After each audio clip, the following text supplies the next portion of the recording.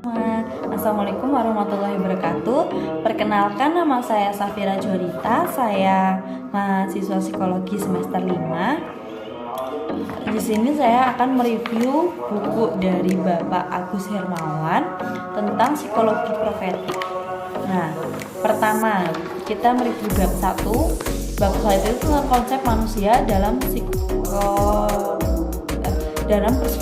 perspektif profetik ya.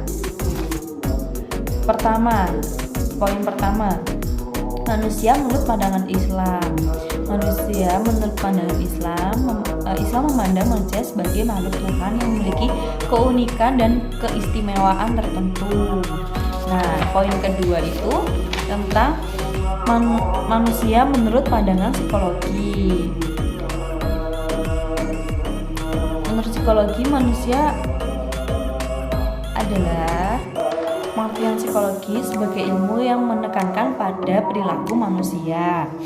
Para ahli psikologi umumnya berpandangan bahwa kondisi ragawi, kualitas kejiwaan, dan situasi lingkungan merupakan penentu utama perilaku dan corak kepribadian manusia. Yang poin ketiga itu ada persamaan dan perbedaan manusia dengan makhluk lainnya. Manusia pada hakikatnya sama saja dengan makhluk hidup lainnya, yaitu memiliki hasrat dan tujuan.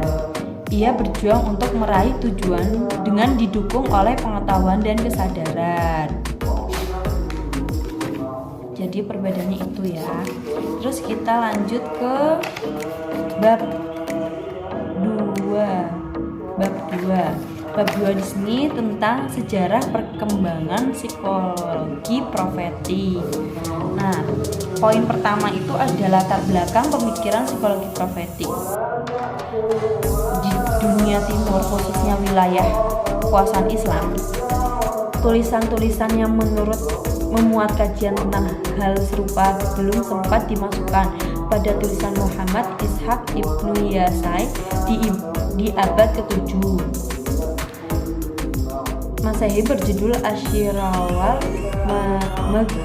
Maghazi memuat berbagai fragmen dari biografi Nabi Muhammad SAW. Terus kita poin kedua ini ada tentang pertumbuhan dan perkembangan psikoprofetik di Indonesia. Adapun di tanah air, perkembangan psikologi agama dipelopori oleh tokoh-tokoh yang memiliki latar belakang profesi sebagai ilmuwan, agamawan, dan pakar bidang kedokteran. Yang pertama itu kita lanjut ke bab 3. Judulnya itu tentang persamaan dan perbedaan psikologi profetik dengan psikoterapi Islam.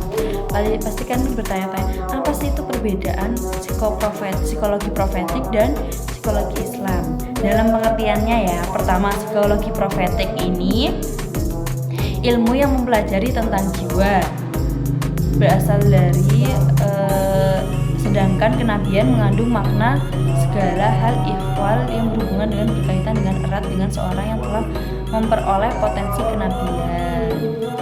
Yang kedua itu psikologi Islam adalah suatu studi tentang jiwa dan perilaku manusia didasarkan pada pandangan dunia Islam. Kita lanjut perbedaan dan persamaan. Perbedaannya pertama adalah psikologi profetik lebih kepada nabi yang menjadi uswah hasanah atau topik utama. Sedangkan psikologi Islam lebih ke tingkah laku manusia dalam berhubungan dengan alam manusia dan Tuhannya berdasarkan konsep ajaran Islam, Al-Quran, dan hadis.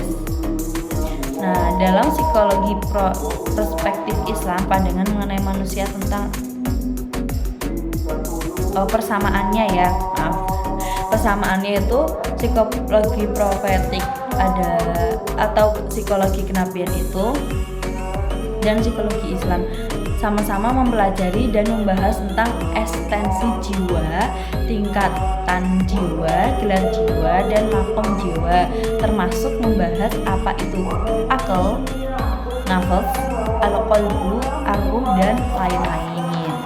Kita ke bab 5. Bab 5 itu judulnya tentang peluang dan tantangan psikologi profetik. Nah, peluang psikologi profetik di era globalisasi.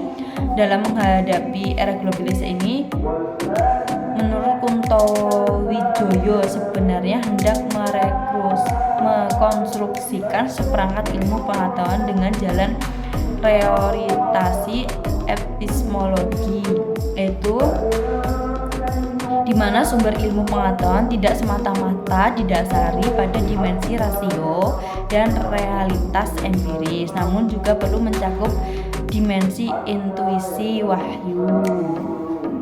Kita lanjut, itu tadi poin pertama. Poin kedua itu tentang tantangan psikologi profetik di era globalisasi.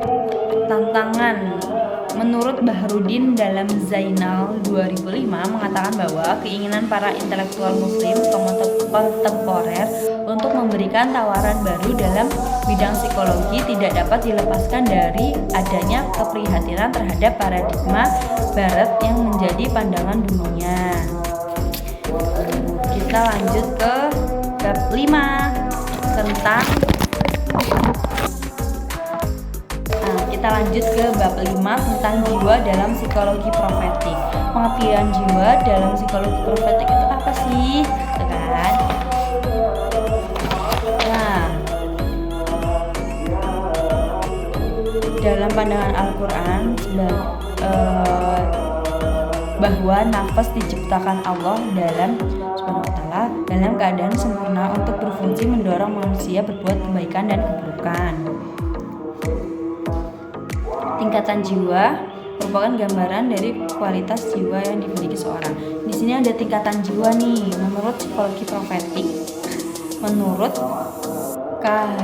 Hamadin dalam buku Agus Hermawan ini ya. Yang pertama itu jiwa rabani. Tingkatan pertama itu jiwa rabani, yaitu jiwa nafas yang telah menerima pencegahan dan kehidupan ketuhanan. Jiwa pada tingkatan ini itu ya telah menerima pencegahan dan kehidupan ketuhanan.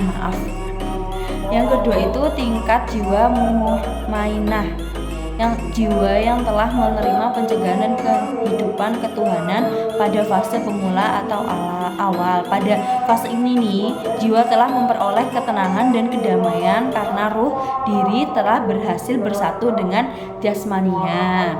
Yang tingkat 3, jiwa radia, itu jiwa yang telah menerima peningkatan pencegahan dan kehidupan ketuhanan yang lebih tinggi. Pada fase ini, jiwa telah menyatu dengan ruh awalnya yang berada di alam arwah yang tinggi. Tingkatan yang keempat itu ada jiwa mardiyah.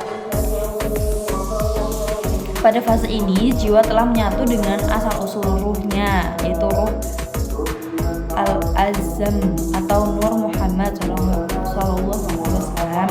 Jiwa telah benar-benar fana dan badabila, lebur di atas keleburan dan berkekalan dalam bermusyahadah terhadap keagungan.